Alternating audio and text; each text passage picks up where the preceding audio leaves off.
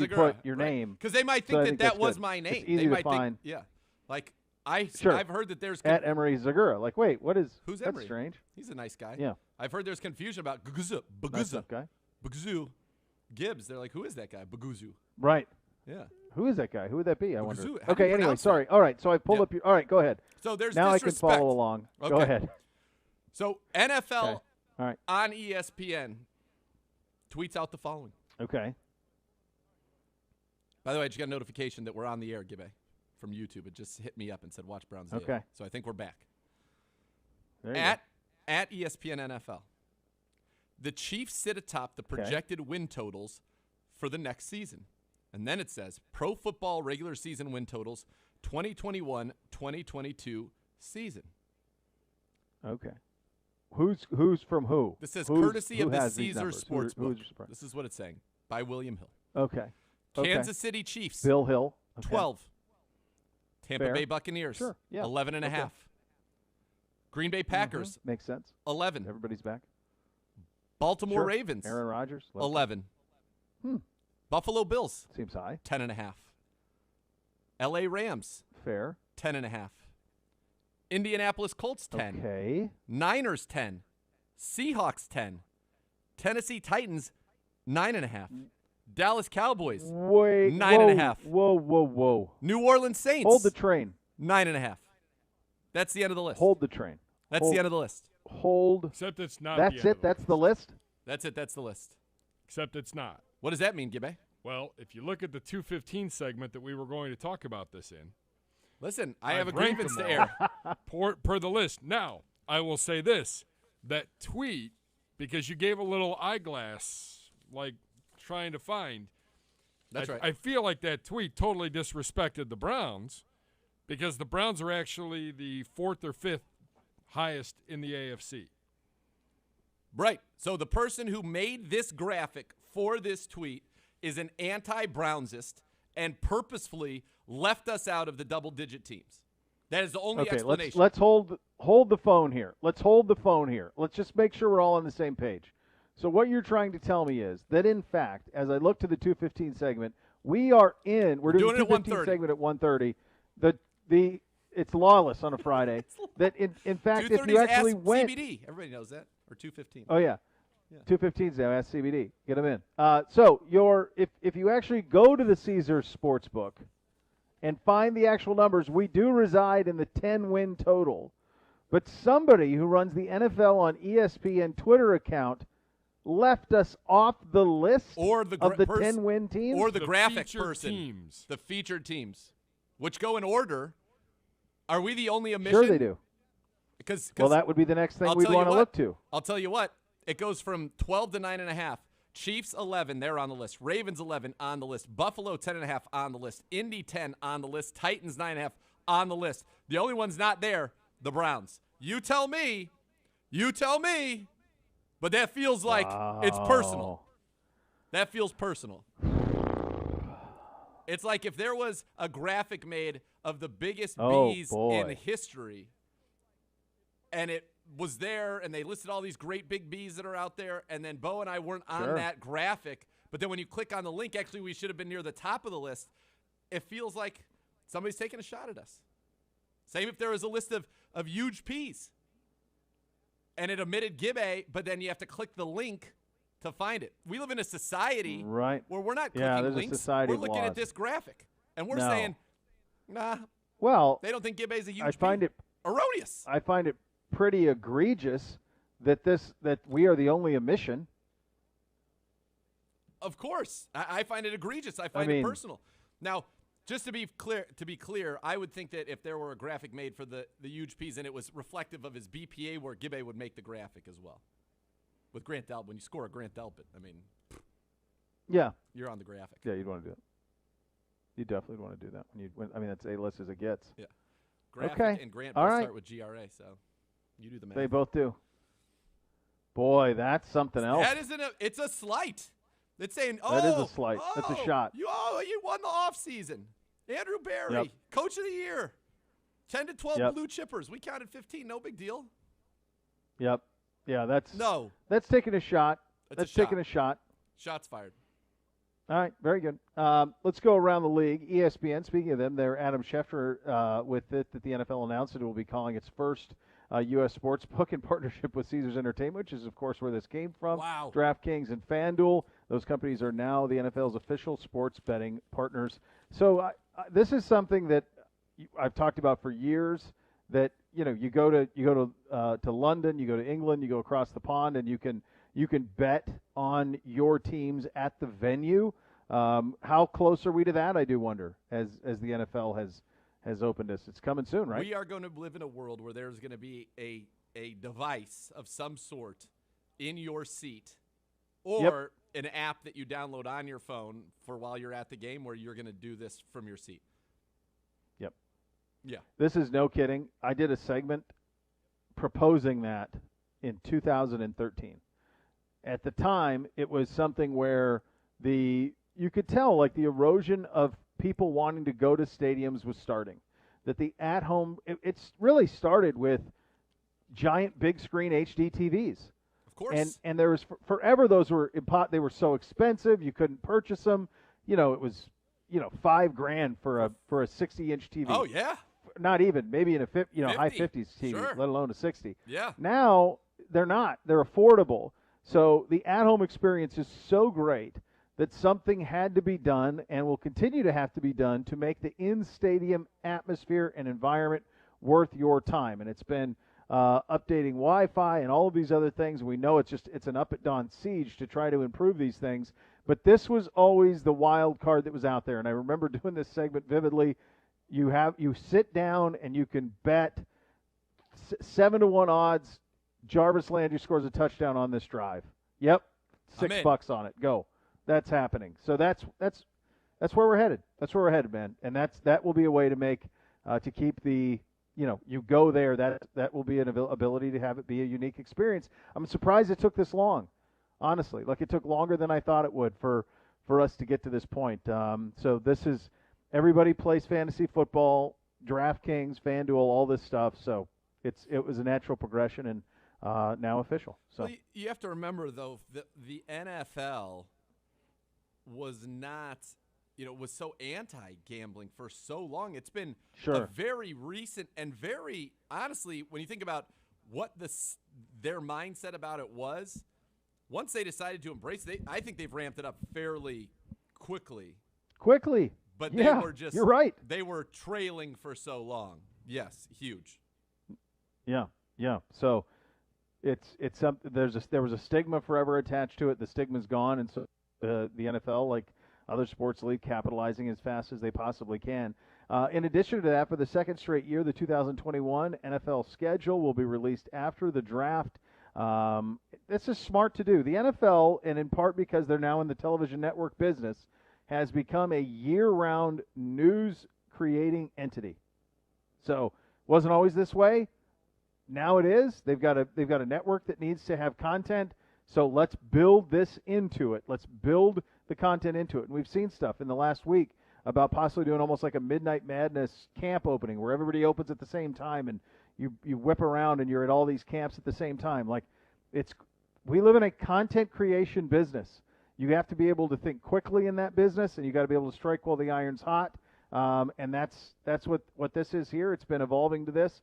We did it last year, maybe in part because of the pandemic. But I think this is this will be the new norm going forward, is to make sure that the NFL is constantly being talked about year round. Because in regard to in comparison to the other sports leagues, it's such a short season. The actual season is so short that you want to make sure you're top of mind, and this is just another way to be able to do that.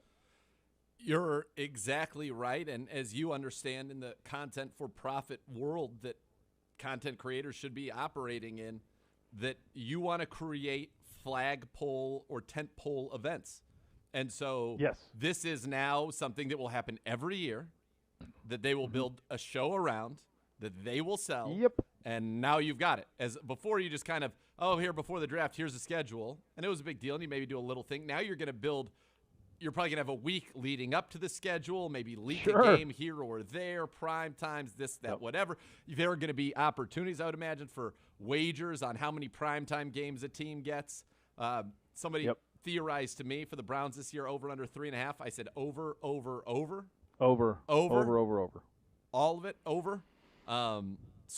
Yeah, I think it's exactly very smart, and doesn't surprise me at all. They're going to figure out things that people are into as ways to make, another thing. And I'll tell you what, I think the NFT craze is going to be coming to the NFL. The schedule release is a perfect opportunity to do it. You could own a one of your team's schedule. I mean, there's so many things, money-making opportunities around this stuff that it makes a lot of sense to make this its own thing.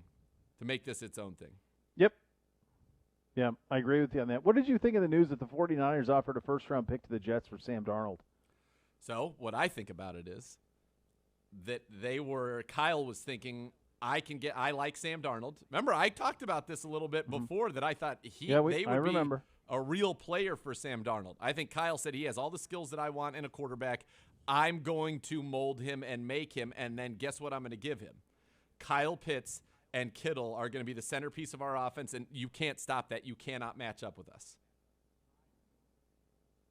Well, the problem, though, is it was this year's number one, so they wouldn't have had an ability to get Pitts. Wait a second. They were going to give the third pick in the draft for Sam Darnold? No. Before they traded up to 3. Okay. Before they trade, which was like 12 or whatever it was. So that says that they were going to give up 12 to get Darnold. They really liked him. Correct me if I'm wrong. Why? Okay, hold on. Now you're blowing my mind a little bit. Okay. How was that not Darnold, accepted? Because at the time, according to the story, the Jets still weren't sure about Wilson. And they weren't sure they were going to go that way because Wilson had some injury stuff and they wanted to see him work out. So at that time, they said no to that deal, which is obviously an insane thing, if true, to walk away from. The 12th pick in this draft. You would have been picking at 2 and 12. Put this on a mug. Put my face on a mug right now. This is stupefying.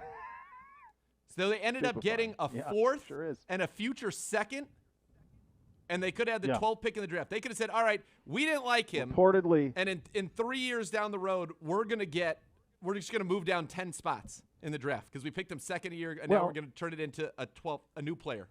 10 spots down. They could have. What it tells me, there's a couple. So obviously there's the stupidity of it. It tells me that the Jets only liked Wilson. It also tells me that Kyle then knew that they were taking Wilson, which is why he was so aggressive going to 3, because there's somebody he likes more than Wilson that's going 3rd. This is all coming very clear to me. This is what happened. This is my assessment of what just happened. What you said is correct. I got my pen. Go ahead. Kyle surmised this. But when Kyle made that offer for Sam Darnold, the reason that Robert Saleh and the Jets were not sure at the time about what they were going to do is because of what Kyle just offered them. They just said, wait a second. This dude is as smart as anybody I've ever known in all my years of football, at offensive football, and he just offered us 12 for Sam Darnold? Are we sure that we don't want to just keep Sam Darnold and draft somebody at number 2 that's a stud, or trade that for 80 picks? Kyle Shanahan, who's made every quarterback that's ever played for him look great, just said, I'll give you 12 for Sam Darnold. I think that freaked them out. And then that freak out caused a hesitation. Kyle also got information out of that freak out saying, okay, I actually maybe like somebody I could get at 3 even better than Sam Darnold at 12. That's off the table. You told me everything I need to know. I don't need to ask you now about the second pick. That's not happening. So I'm going to go up and get to 3 because now I know I'm getting who I want, which, as Hofstradamus said, is Justin Fields. I think it's Fields or Lance, but he freaked them out. He scared them into not accepting that trade. Yeah. It's like if you're in a fantasy football league, this happens to me sometimes because of my past profession, especially at the times when I was the fantasy consultant. I would make a trade offer that was fair, and they would be like, or even sometimes I'd have to make it lopsided, and they'd be like, no, if you want him, then I want him. Then I want him. Yeah, correct. That's what he did. I think that happened. 100%. So I was like, wait, whoa. That's what happened. Wait a second, GM that I don't really know that well. I know this dude, and he thinks he's worth the 12th pick in the draft. Are we sure? Are we sure we're just jettisoning him and getting quarterback? Yep. And then that indecision cost them significant draft capital. It sure did. Yep, it sure did. Kyle, and then everything else that happened. That's why he's a gangster. He definitely is a gangster. We'll coming up next, you'll hear Rich Eisen on the Browns signing of Jadeveon Clowney, Mike Florio, Chris Sims react as well. You'll listen to Cleveland Browns Daily on 850 ESPN Cleveland.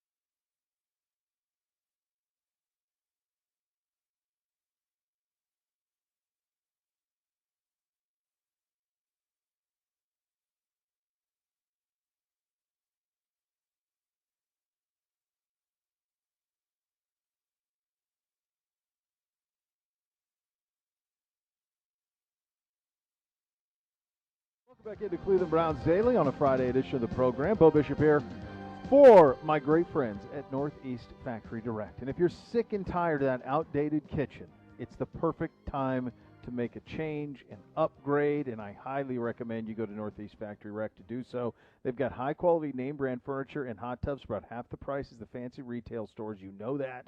But at Northeast, you also get high-quality cabinets for 60 to 70% less than you'd expect to pay at the expensive kitchen remodeling stores. It's super simple. Make an appointment. Bring in some basic measurements. They're going to walk you through everything. And the best part is the appointment and the design, those are free. Northeast Factory Direct cuts out all of the costs associated with traditional stores. You can buy nice stuff at really incredible prices. They also have 0% financing available. So if you're thinking about remodeling your kitchen, it is simple. Go to northeastfactorydirect.com and schedule your appointment today. The NFL Network's Rich Eisen with some comments about the signing of Jadeveon Clowney and our chances in the AFC North. Let's have a listen. The Browns have just signed Jadeveon Clowney. You guys are down. 1-year deal, right? 1 year, $10 million. Okay. Here we go. Him and Myles Garrett work out. I like the Cleveland Browns a lot. Don't forget, and I wasn't going to ask J.C. Treader this because it's not his call, it's not his take. Don't forget, Odell Beckham Jr. is still a Cleveland Brown. Everyone assumes he's gone, that's gone. Look what they did without him. They're a better team without him. That's insane talk. That's nutty, insane talk. It really is.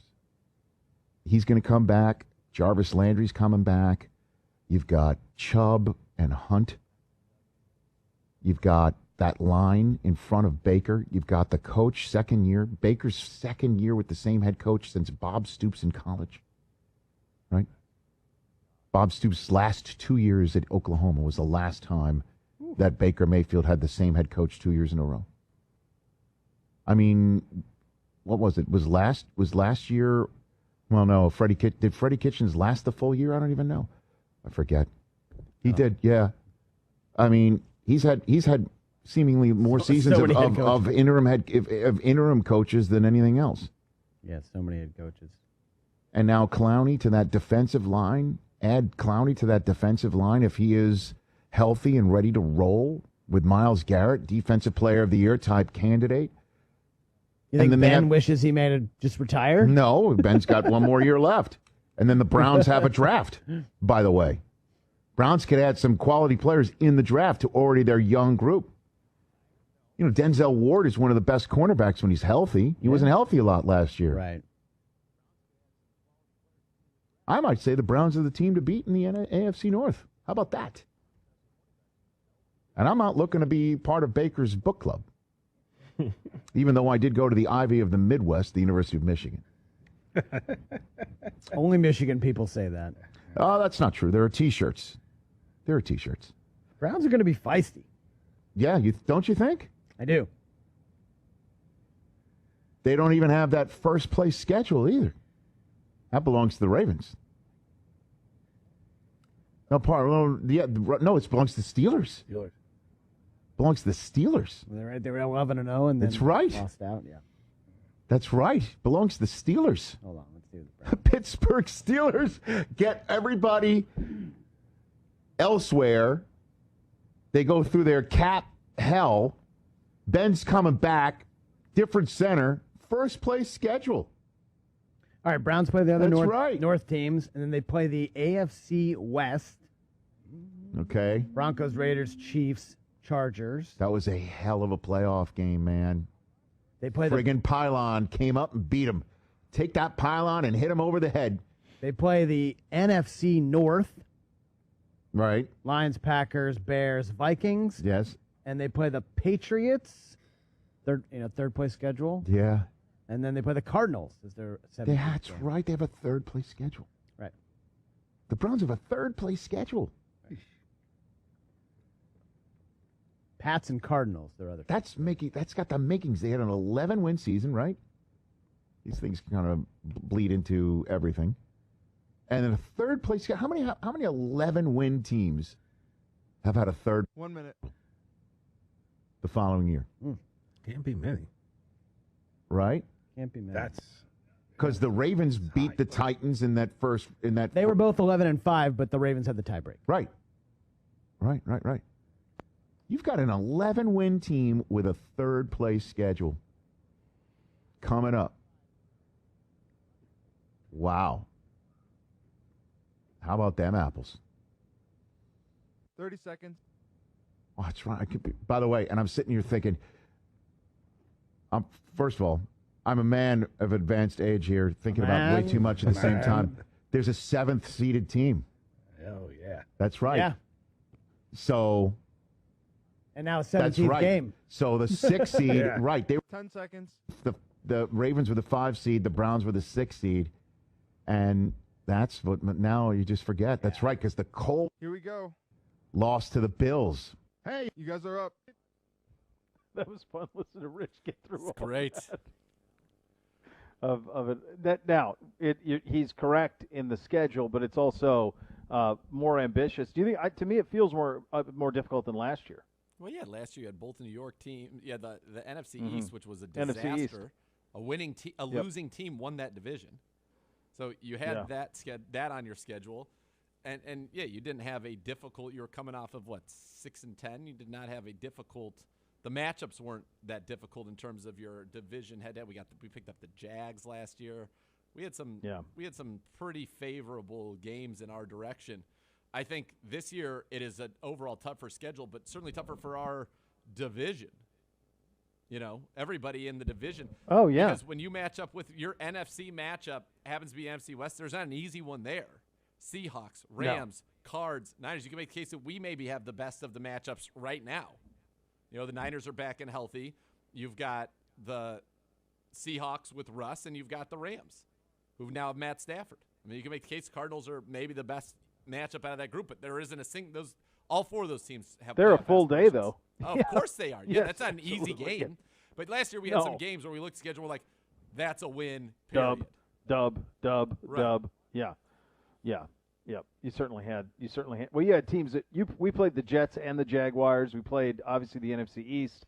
So the NFC East, there were 3 that you looked at and said, well, you're going to win all those. Yep. You feel there were 5 wins out of the gate without even getting out of bed with the Jaguars and the Jets who weren't going to try.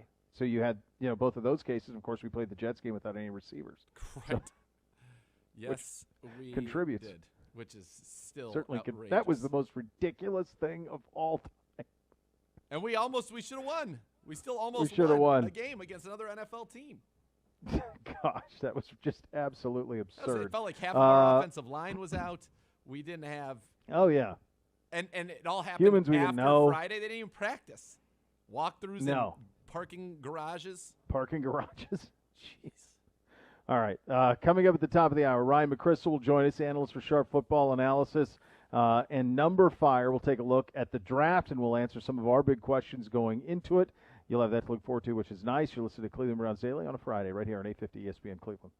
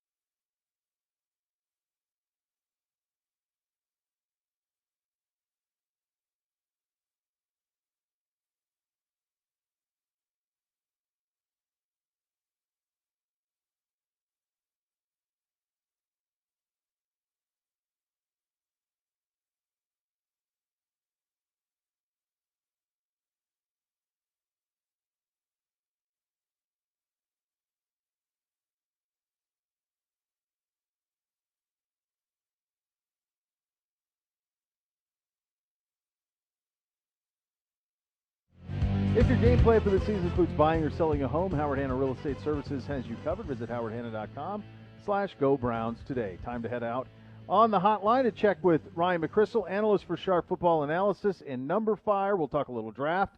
Ryan, thank you so much for taking the time. Before we get to the draft, though, I would curious to get your view on what the Cleveland Browns have done this offseason, what Andrew Berry has done on the defensive side of the ball, and, of course, kind of the cherry on top of that happening this week with Jadeveon Clowney.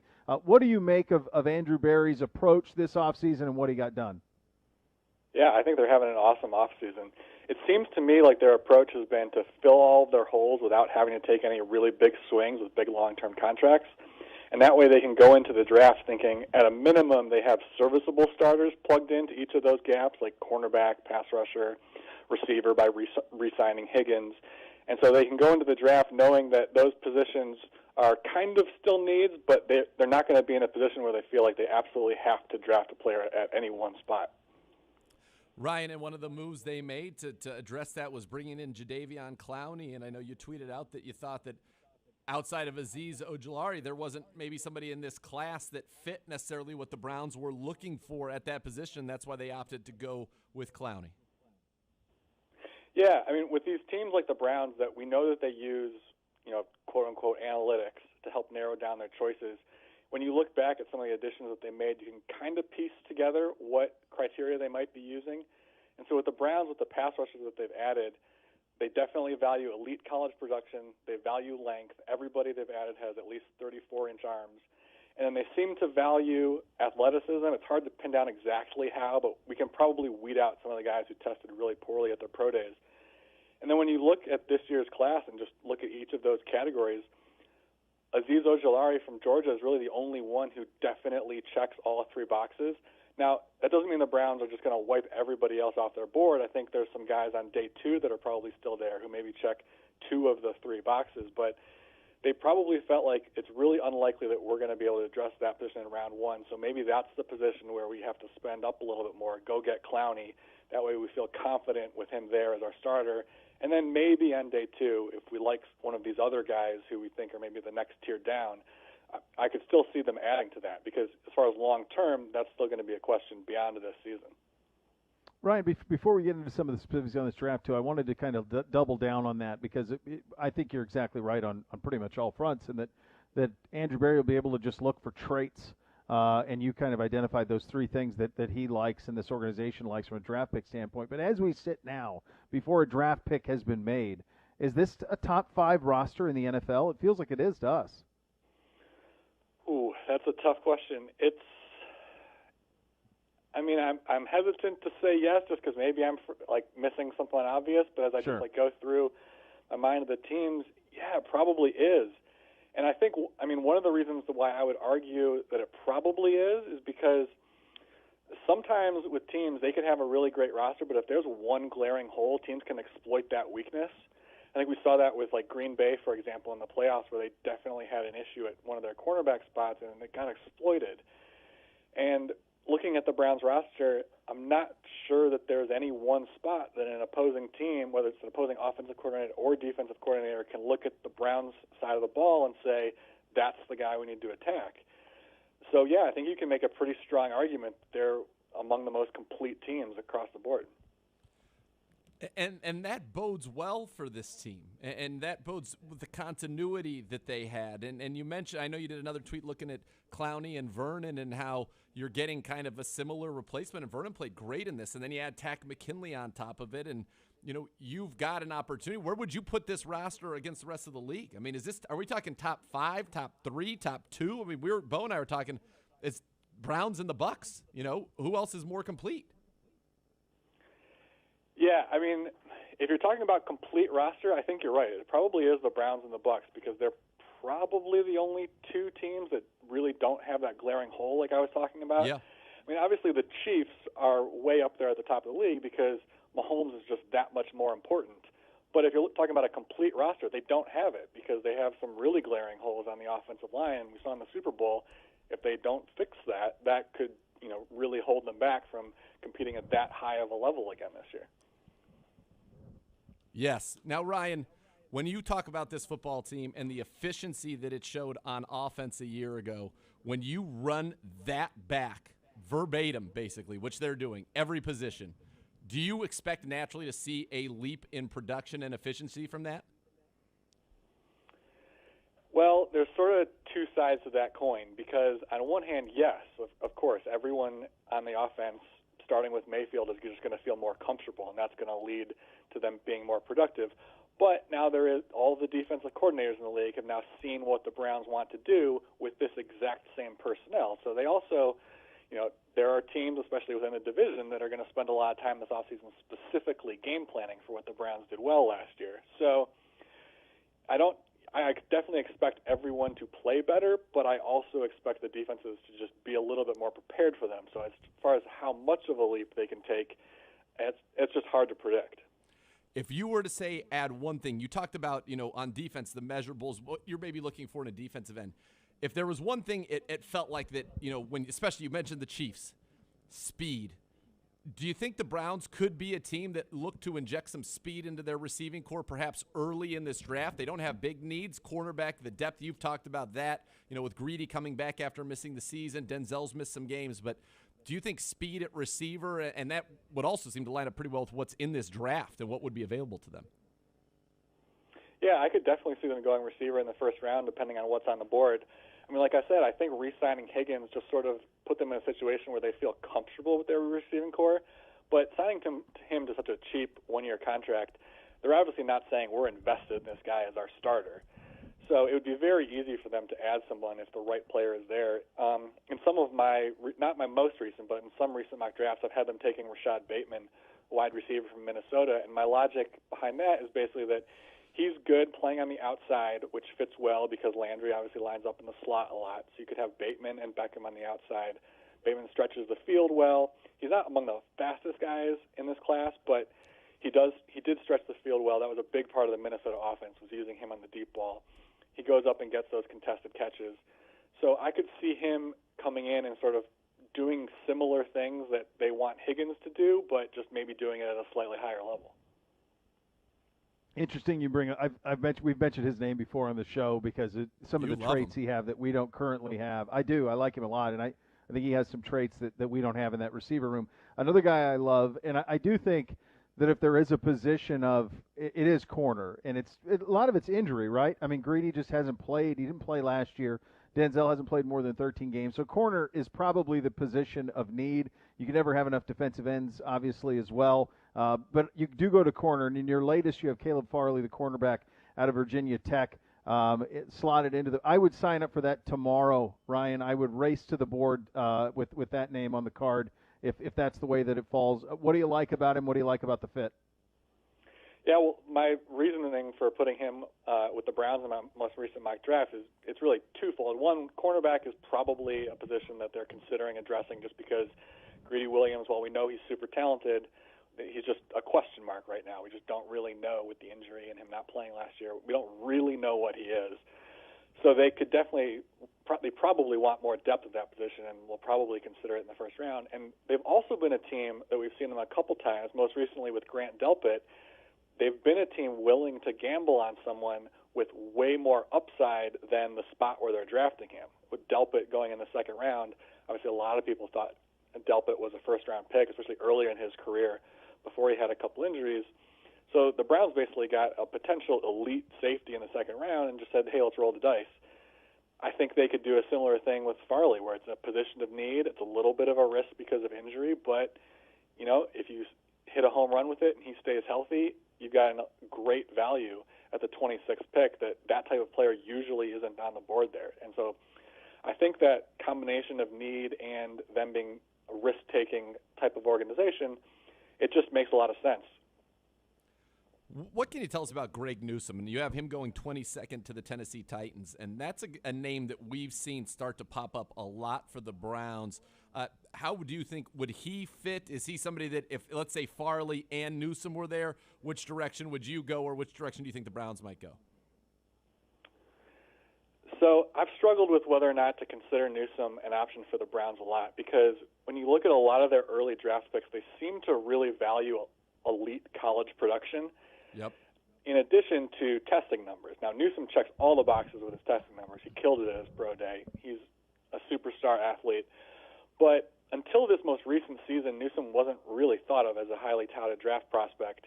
And coming into this year, obviously, with it being an abbreviated season, and then he got injured against Ohio State. So we didn't really get to see him in that one big test that was supposed to prove that his production against the Nebraskas of the Big Ten was real. Now, he dominated those lesser teams in the Big Ten, but he just didn't get tested. So it's really tough. I don't know if the Browns will view that dominant production against the lesser competition the same way they would like someone like Caleb Farley, who was dominant 2 years ago at Virginia Tech, playing in the ACC against a much broader range of competition and getting some good tests throughout the season. So if it came down to those two, I think they would lean Farley. But if Farley's gone and Newsome's the best cornerback on the board, maybe they view him as a first-round pick. I'm kind of 50-50 on that. In your mind, is there kind of a separation between, say, Newsome, Farley? I know a lot of people think Surtain and J.C. Horner at the top, Farley, Newsome, and then is there a gap in your mind between those four corners and, say, Asante Samuel Jr. or the kids from Georgia or the guy from Kentucky in that second-round area? Is that a big gap? And if the answer to that's yes, let's say those corners are gone by the time the Browns pick at 26, where would you see them going? Yeah, I think there is a gap. There's a bunch of guys on day two that I think the Browns will consider and are worth taking a shot on, but I don't think there's anyone on that you would take it on day two that you could really feel confident would come in and challenge Greedy Williams for a job or play particularly well if forced into a role. So if the big four cornerbacks are off the board, I think the Browns, like I said, they're in a position where they can just take whoever is the best available player on at some of these different positions. So, if there's a run on cornerbacks early, it probably means that maybe some of the pass rushers and receivers have dropped a little bit. So their top guy at one of those positions might be available. So I think that it'll be really easy for them to just pivot if there's a run on one of these positions they're interested in early, because they seem to have three clear-cut positions where they have an interest and probably three or four guys at each position that they're hoping might be options for them. I think you hit the nail directly on the head with that analysis. I think that's exactly how this will go, Ryan, from our vantage point as well. If it goes in another way, and we have seen a million mocks that have, for example, Zaven Collins mocked here. A couple of things on that. I don't know, and we've talked about that a lot before on the program. I don't know if the rest of the NFL knows how much we actually like our linebackers, especially Jacob Phillips out of LSU, that we like him more than a lot of people think. Maybe we do. But I think we can also acknowledge that linebacker is not a position of emphasis from this regime, that it's not one that you would invest something as much as a first rounder in. However, is there somebody, and I'm thinking about JOK at Notre Dame, who really didn't play linebacker, who's just kind of like, for lack of a better term, an avenger. If one of those type of players, or even a Zaven Collins, somebody like that who has some elite traits were to drop, are they too hard to pass up, and who would that player be? Yeah, I mean, if it is, you mentioned the two guys that it could be, I think, Zaven Collins and JOK. In some of my really early mock drafts, I had them taking Jeremiah Owusu-Koramoah. I've since dismissed that possibility after they added John Johnson, because now they're so deep at safety, and that's really what JOK is he's kind of that safety linebacker tweener. Some teams call it the money backer position, and he played a lot in the box and lining up in the slot. So with such a deep roster of safeties, it seems like it'd be tough to fit that guy in unless you thought you were going to just move him full-time to linebacker. But he's pretty small for that, and I think you would have to take him off the field on rundowns if he's like your middle linebacker. So I don't see that being a fit. Zaven Collins is tough because, like you said, the Browns appear to like their linebackers, and also on top of that maybe don't necessarily view the position as something that's worth investing a first-round pick in. So maybe they're just not even considering this, and this is a conversation they won't have. But Collins is tough because even though he's played off-ball linebacker at Tulsa, he also blitzed at among the highest rates, I think about a fourth of the coverage snaps for Tulsa. He was actually blitzing, so they trusted him as a pass rusher. And he's so much bigger than your typical off-ball linebacker that it's realistic to me to think that a team could view him as someone who is sort of like the opposite of a JOK. Instead of being a safety linebacker tweener, maybe he's an off-ball linebacker edge tweener. And and you can use him interchangeably. And with more defenses these days going with multiple front looks, throughout the game, that could be appealing to really any of the 32 teams. So I can't dismiss that as a possibility. I've seen some comparisons, and I'm curious to see if you agree with this. I can't say that I've studied Zaven Collins in tremendous detail myself, but some comparisons between him and Anthony Barr. And obviously our staff would have a great familiarity with Anthony Barr from their time in Minnesota. They took him, the Vikings, in 9th overall back in 2014. Is that a valid way to kind of think of him as a guy who's off the ball, but will still get you 3+ sacks, is good in coverage, just an athlete? And similar size, Barr's, I think 6'5", 260, so around the same size.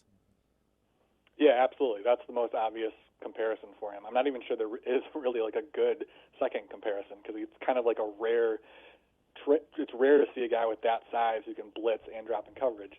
So, yeah, that's a fair comparison. It's very realistic that the coaching staff is interested in him.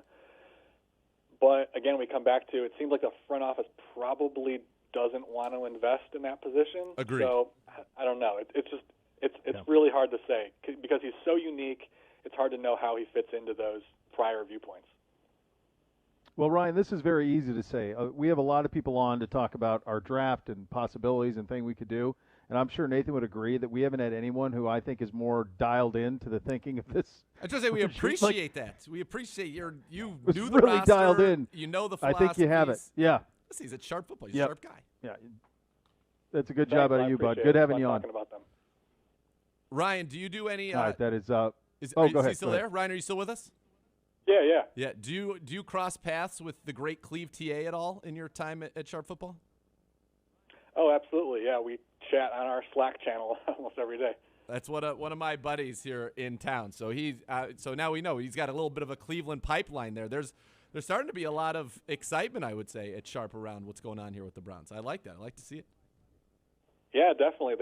I didn't realize that until I joined them this year, but yeah, there's a nice Cleveland pipeline here. Let's go. Well, yes, very, thank very you good. again. Ryan, thanks for your time, man. Appreciate Thanks. you. All right, that's Ryan McChrystal, analyst for football and number fire. Yeah, I mean, that was pretty dialed in, I think, right there. Very dialed in, not just to the roster, not just to the needs, but also to the philosophies that are espoused by our organization and what makes sense. That was what you guys just heard right there. And Dane's very good at that too because obviously of his ties with this organization. But and by the way, those two both have the Browns going corner in round 1.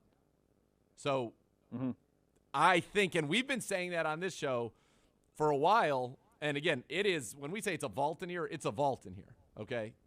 Vault. The scores are through inference and through understanding of the people involved more so than it is. Yeah.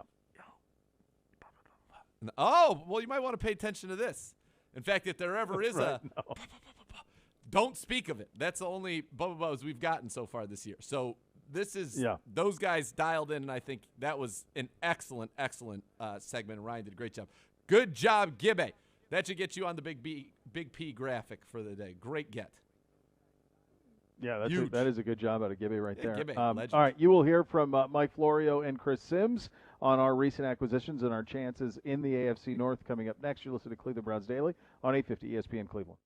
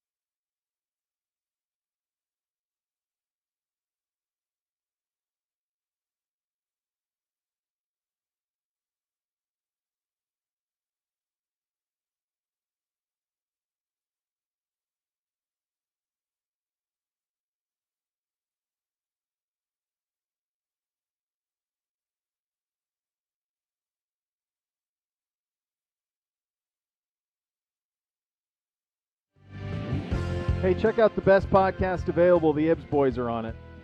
All right, speaking of our off season. Yes.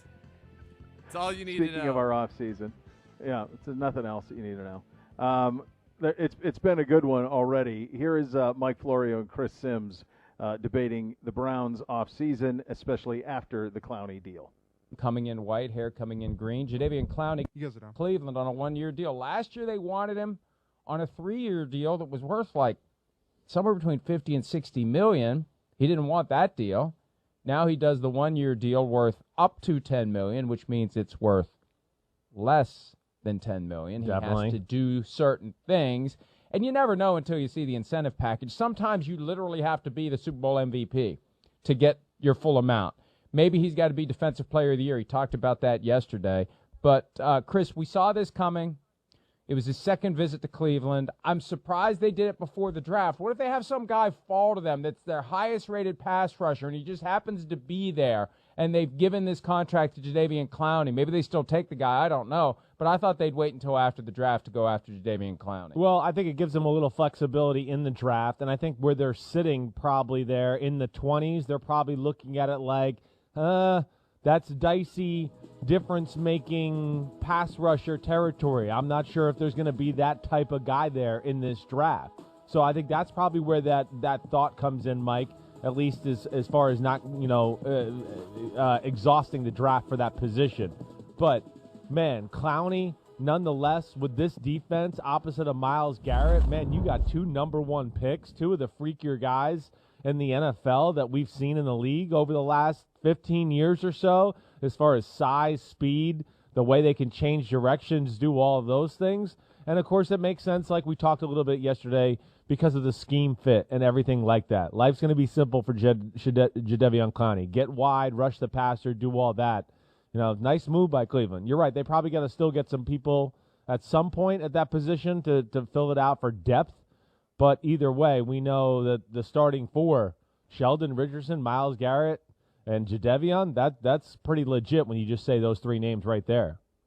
Well, Myles Garrett, first-round pick, first overall pick in 2017. Sheldon Richardson, a first-round pick of the Jets in 2013. Jadeveon Clowney, number 1 overall pick in 2014. Takk McKinley, a backup in that rotation pass rusher, a first-round pick of the Falcons in 2017.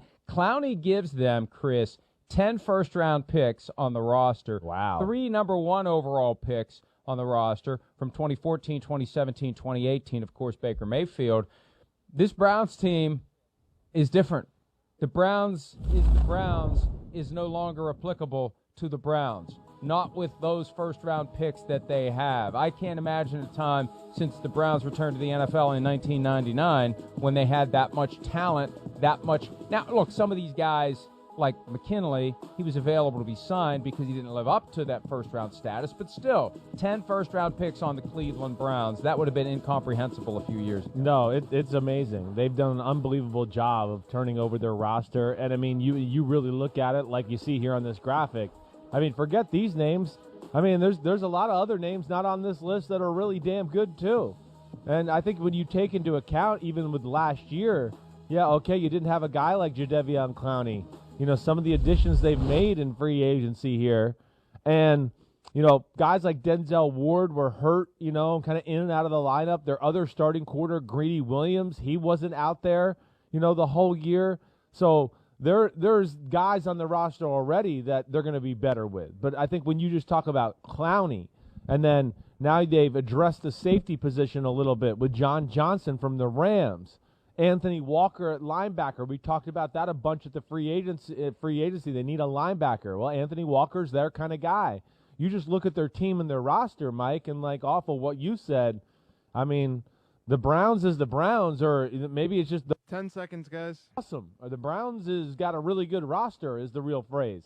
Because you look at it, Mike, and you just go, what's not to like about the way the team is built right now going into. Okay, you're up. Yeah, I know some people, that don't do that. You jinx us, all of this. Now, I'm telling you, you go around, it's Tampa Bay, it's us. Who else doesn't have holes? All the other good teams, even the Chiefs, have holes. Yep. I mean, the Bills, The Bills are pretty close. They don't have many holes, but they're not as comprehensive as we are top to bottom. There just aren't many teams that don't have – we don't have any. We don't have any. If we're healthy, we don't have any holes.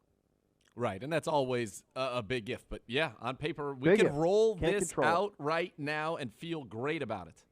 Great about it. You'd say, boy, Yeah. I wish we had one more corner. But other than that, great about it. You got 4 defensive tackles. You've got 4 defensive ends, maybe even 5. Curtis Weaver's fired up to get in the mix. You got 6 linebackers already back. Walker, Phillips, Taki, Mac Wilson, Malcolm Smith's back, Elijah Lee's back, who's a core special teams guy. You got your safeties. You got 4. Redwine, who played big for you down the stretch. Even at corner, your top backup right now is M.J. Stewart, who played well for you down the stretch. Former second-round pick in his own right. Offensively, you're running it back. I mean, all 4. Running it back. You're all 6 receivers, all 4 tight ends, all 3 running backs, your fullback, your quarterback room. Your offensive line, with the exception of Kendall Lamb, who needs to be replaced, he was your second swing tackle behind Chris Hubbard, who is back. Incredible. I mean, yeah, you have got depth. You've got all you want, and that's why I think, when we settle in and get, another week or we're looking at this draft, let's go through this roster position by position as it is right now and say, how many spots are really even up? That's right. How many spots are really, really up for competition and debate right now? Not many. Not many. You could say maybe the backups from on a the starter offensive standpoint. line. Yeah. Yeah, a couple. No starters. Maybe the corner, just depending on Grady's form. Sure. Corner opposite Denzel, depending on where you draft one. Nothing on the offense and nothing on the defense beyond that. I mean, it's a set. It's set. That's it. So no, it's a remarkable thing. We've got a mock draft from Charles Davis we want to get to. I also want to do this exercise with you because I've seen it going around. If you could take one athlete and rid them of injury that shortened their career, I want your NFL, NBA, and Major League Baseball athletes. You can eliminate an injury from their career, and what would they be? We will play that game, and we'll get into the Charles Davis mock draft here on a Friday edition, Cleveland Browns Daily, 850 ESPN Cleveland.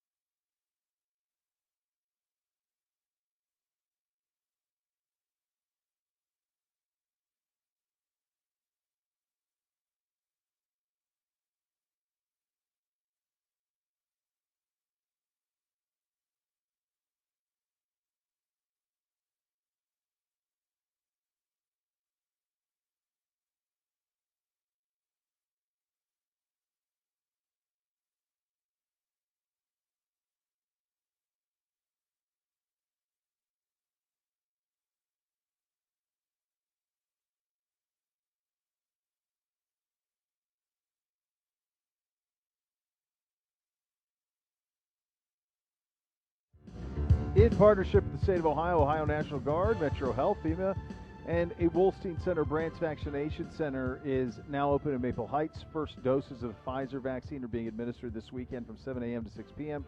The second dose will be scheduled on site. Register now calling 833-427-5634 or online. Get the shot. .coronavirus.ohio.gov. Enter zip code 44137 in the search field. Today's mock draft feature is from Charles Davis, our good buddy. His first mock, he has us at 26. Azeez Ojulari, the edge out of Georgia. We have talked about him a lot. Certainly Greg Newsome was still on the board at this point. Look, you understand it. You would get it, certainly. It's hard to get a defensive end on the free agent market that's elite is a $15 to $20 million proposition.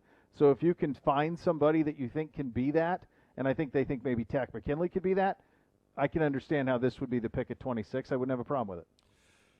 He's the one guy who checked all the boxes Ryan McChrystal had in terms of college production, the arm length, et cetera, and the athleticism. I like him. I think he's the best edge in this class based on all the things that I've read and the people that I've that I trust who have done this. I think he's a stud.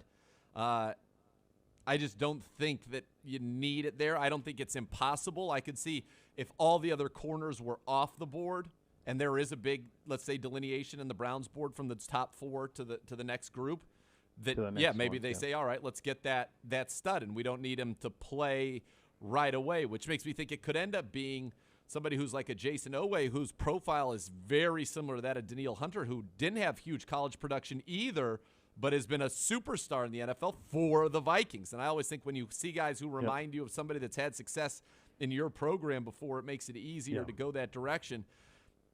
I kind of think unless they feel there's a transformative talent at 26, that if there wasn't a corner they want, that maybe they move back to try to get 2 picks in the early second round, pick something else up, and get guys there and probably feel pretty good about it. Yeah. A lot of options for Andrew Berry. Certainly some other takeaways.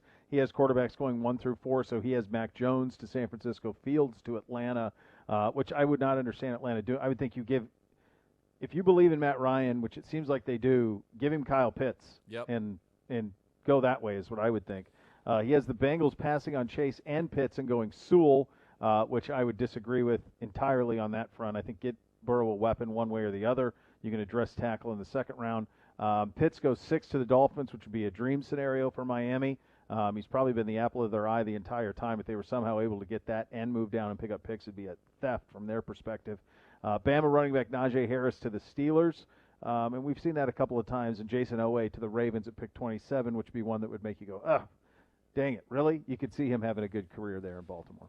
Yeah, again, there are certain teams and certain players in this draft, and I'll tell you what, Azeez Ojulari is one of them. I do not want him anywhere near the Steelers or the Ravens. And in Ryan McChrystal's mock draft, we get Caleb Farley, and the Ravens right after us take Azeez Ojulari.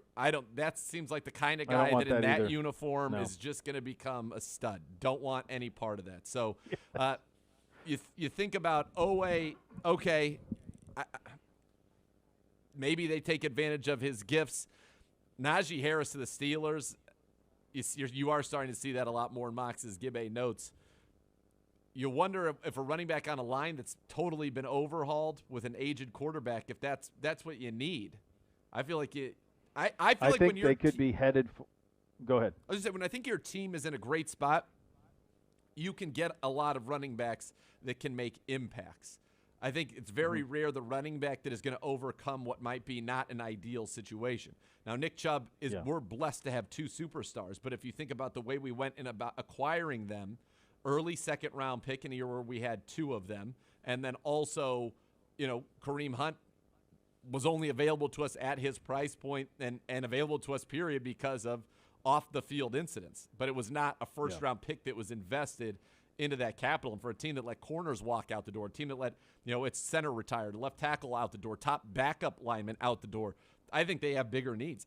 It's weird. The Steelers have that first-place schedule. They're doing things that indicate they want to win now, but they feel like a team that is absolutely ripe for a teardown and rebuild. And so you want to find foundational pieces, and, finding the next Pouncey for them, Landon Dickerson we've seen in a lot of these mocks of them seems to make more sense than maybe getting a Najee Harris at that spot. To me, they seem like a team, and when you factor all the things you just said in, that could be headed to like 6 wins. Yep. And they haven't been that in a long time, like from, off the mark. It's been a long time. You probably have to go back. Gibby and I were talking earlier in the week, like late 80s, when they were behind us and the Bengals and Warren Moon was with the Oilers. Like, it's been a long time. That's like the Bubby Brister Steelers that they've been, far back of everybody. But it seems like they're headed for that this year, certainly. All right, I saw this circulating around the Twitter sphere this week, and I think it's a fun one. One athlete, if you could take back and take away their injuries and see what would happen with their career, who would it be? And I think the first name that comes to everybody's mind, and I've seen this across the board, is Bo Jackson. That's the one that if he doesn't have the hip, because he could fill both the football and the basketball. I'm sorry, the football and the baseball. Yeah. His trajectory, and unless you're our age, I don't think you have any point of reference on Bo Jackson. None. You have none, because he was a phenomenon. He was a comet for such a short window so long ago that I don't – now, maybe you've seen the 30 for 30, sure, and maybe that's helped. But if you don't reach out and find it, if you're not looking for it, he is so far out of the pop culture that I don't know if young kids are even aware of his greatness or have any point of reference on what he was capable of. The question that I have is, first of all, I don't think that they are aware of his greatness and what he was capable. He could have been the most dominant and ball. I remember he goes in the All-Star game and then leads it off with a home run off of Big Daddy Rick Russell of the Giants at that time. Yeah. He hits that homer. Right, he runs over Bosworth in the famous Monday night game. Yeah, incredible.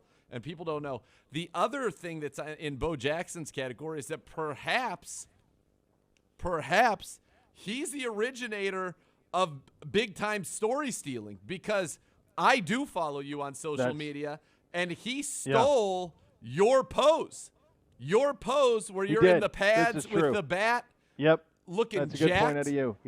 He stole that from you and tried to make it iconic. I mean, are you getting royalties? Yep. I should. It's amazing that he had the technology to get a photograph of me when I was fully grown and put it on the cover of a book out 30-some years ago. That is an incredible amount of technology, but somehow he did it. Listen, Bo knows technology. That's Bo what knows technology. Maybe Bo knows time travel. Maybe he went to the future and said, you know what? That Beau Bishop's onto something. I'm bringing it back here, and it's going to appear as though he's the photoshopper. Not. That's right. Not. Nay.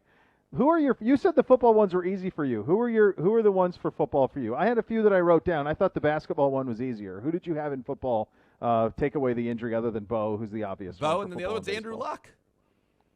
I mean, I think that's a real recent example. Andrew Luck was on his way to greatness and just gone. Over. Yeah. Wait. Quick. Now, hold on. I feel like Andrew Luck quit. No. He missed an entire season at one point. He's in Europe. He missed a whole season. I know he's in Europe trying to get platelet transfusions to rehab this injury. He was getting ready to come back, and then just said, clearly said, I don't feel good. This isn't working. My body. Wasn't there a setback? There was a setback. I thought He's there was like, a I'm done. setback. Yeah, okay. I can't he do had it. I head, can't rehab again. Shoulder. He missed the whole season with his shoulder. He took a beating. Then it was his legs. The thing that sucked about him is by the time they had a great offensive line, he left. He was gone. Because, their offensive line has been one of the best in the league the last few years. A couple of guys that jumped out to me, Carson Palmer in Cincinnati, the timing of the injury, the Kimmy Von Oelhoffen knee shattering. Oh, yeah. Palmer still has a great career, but if he doesn't shatter that knee, does that Bengals team beat Pittsburgh that day? That was the year I think Pittsburgh went to the Super Bowl. Does Cincinnati then go to the Super Bowl? And then if they do go to the Super Bowl, did Pittsburgh win the Super Bowl that year? They beat Detroit, maybe? Am I getting those? Or they beat Seattle in Detroit. Is that the same year? It could have been. I feel like it might be. I could be misremembering. But Palmer then it takes him a while to come back, and then he gets back to form. Then he's out of favor in Cincinnati. But that's one. Adrian Peterson, because if he doesn't lose seasons, he still had a Hall of Fame career. But if he doesn't lose seasons, how close is he to Emmitt Smith? If he doesn't lose seasons. The other one in football I thought of, and it's not an injury, it's a crime, is Michael Vick. Like if Michael Vick doesn't have the dogfighting, what does his career look like, the trajectory? Because then the Falcons don't take Matt Ryan. He plays much longer of his career in Atlanta. I mean, remember, they were in an NFC championship game. in Atlanta with Vick. So that was one, although that's not an injury one, certainly. The NBA, there's a bunch that I could come through right away. Go ahead. I had a couple others for the NFL. Okay. Sterling Sharp. Sharp. Yeah. Do you have a neck? Neck. His last 3 seasons in the league, he's 3 straight Pro Bowl seasons, 2 first-team All-Pros. He had 100-catch seasons back in 92, 93, 94. He had 108 catches. Mm-hmm. He led the league in catches and yards, led the league in touchdown receptions 2 of his last 3 years, led the league in receptions 2 of his last 3 years, 2 seasons over 1,200 yards. I mean, this is back when you weren't putting up those kind of numbers, you know? 5-time Pro Bowler. No, he was 3-time first-team All-Pro in a career that lasted, 8 years. The other one we would say is probably, Terrell Davis. Yeah. Yep. Good enough to get into the Hall of Priest Fame. Holmes, too. Didn't Priest Holmes? Priest Holmes had that happen. Didn't he have a knee, too? Yeah, and he was very quick. NBA, but I just wanted some other, because there are some pretty darn good ones in the NFL Football as well. One, there's some good ones, yeah. Adrian I'm sure Peterson, we're missing people, too. Incredible, though. Misses the 1 season and then comes back the next year and leads the league in rushing. I mean, that is right. That's outrageous. Now, that was his last great season, but boy. And then he was suspended for a season, too, right? Because of the thing with his son where he was abusive with his son. I think he missed a season for that, too, or missed a big chunk of a season. So in 14, he plays 1 game. That was the ACL. The next year he comes back. He leads the league in rushing, 1,485 and 11 touchdowns. 16 ends up playing only 3 games, and that was his last season in Minnesota. Yeah. All right, NBA. There's a lot of them here that I think of that would have been very, very different. So the first one that came to mind for me, and again, this will show my age, was Bill Walton. Because Bill Walton, I don't think people think he's probably the funny guy they hear do commentary. Bill Walton, other than Lou Alcindor, Bill Walton is probably the best college basketball player of all time. You could argue he's better than Alcindor. You could, he's right there. You could make the case. And they're the same. Yeah. And look, he won an NBA MVP. He won a Finals MVP. But his feet never let him be what he was. He also won a 6th Man of the Year. He's the only person to win that trio of awards. But his feet never let him be what he was. And you think about a guy who, while maybe he would have to work on his shot, but in terms of the center being kind of a point guard, in today's NBA, he would be unreal. Yeah, he was incredibly special. I think of Greg Oden, the Buckeye who went #1 overall, who was a dominant force and would have been. He could run the floor, block shots. He could do all of those things and never, ever was able to be right. 2 guys I think of who had really great careers, but not careers that would elicit, kind of what I think they were on the trajectory to, were Grant Hill and Penny Hardaway. If those 2 guys don't have those injuries, those are guys who are, first team. They don't do gold jackets, but those are first ballot gold jackets if they don't have injuries. And the thing about Grant Hill, though, is he still played 20 years in the league somehow, which is crazy. Yeah, but he missed 3 seasons in the middle of his prime. In his prime. I had Penny on the entirely. list. I had Grant Hill. Yep. I also had Tracy McGrady. Yep. And I had Derrick Rose. Derrick Rose. Oh, Derrick Rose is a great answer. When Derrick Rose he was the MVP, fastest he was end the line best. to end line guy. Dunked on people. There was nothing he could not do. He was one of the most dominant players in the league. And then it was just And he's still hanging around because he's that good, but never the same after those knee injuries. He was the fastest I've ever seen end line to end line with the ball. I've never seen anybody faster than him. All right, still so much more to come. You listen to Cleveland Browns Daily on 850 ESPN Cleveland.